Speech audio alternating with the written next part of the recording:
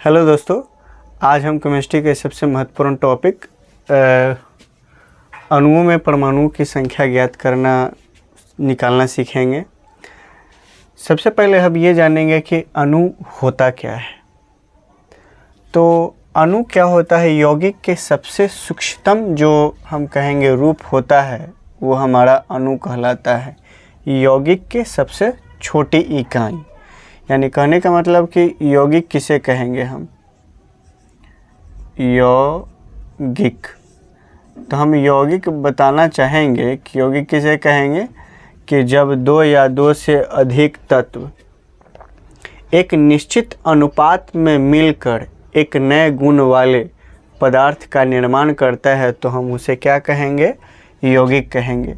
जैसे कि हम कह सकते हैं कि कार्बन के एक परमाणु और ऑक्सीजन के दो परमाणु मिल करके एक कार्बन डाइऑक्साइड का निर्माण करता है, तो हम कहेंगे कि कार्बन और ऑक्सीजन यानी कि 1:2 में कार्बन के एक परमाणु और ऑक्सीजन के दो परमाणु मिल करके कार्बन डाइऑक्साइड का निर्माण किया, तो यही कार्बन डाइऑक्साइड हमारा क्या कहलाएगा?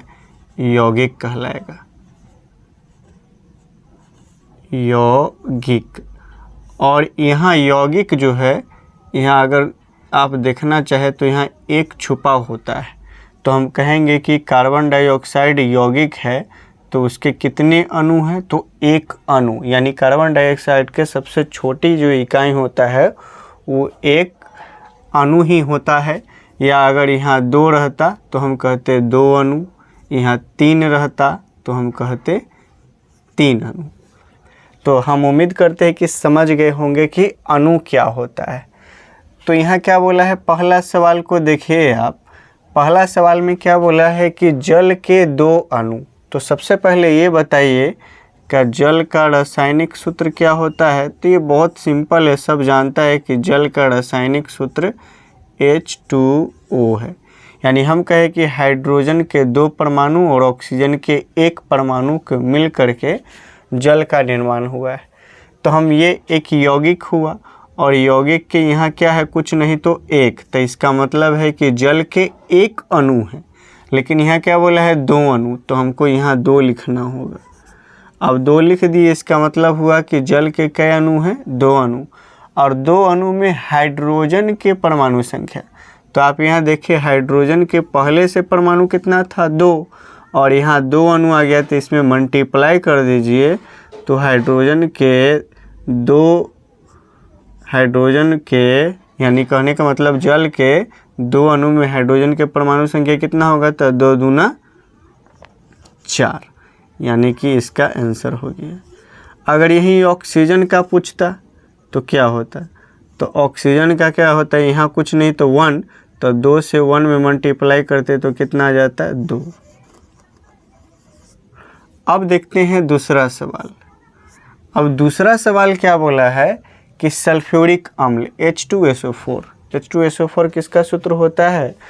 सल्फ्यूरिक अम्ल का सूत्र होता है। और इस सल्फ्यूरिक अम्ल के 5 अणु में, यानी कितने अणु बोला है? 5 अणु।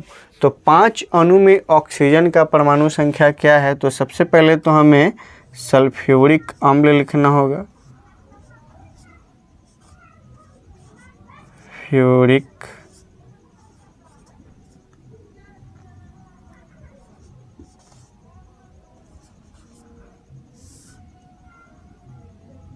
अम्ल। सल्फ्यूरिक अम्ल का सूत्र क्या दे दिए हैं? H2SO4। H2SO4। तो ये एक यौगिक है। H2SO4 क्या है? एक यौगिक है। कैसे? क्योंकि हाइड्रोजन के 2 परमाणु, सल्फर के 1 परमाणु और ऑक्सीजन के 4 परमाणु से मिल करके सल्फ्यूरिक अम्ल का निर्माण हुआ।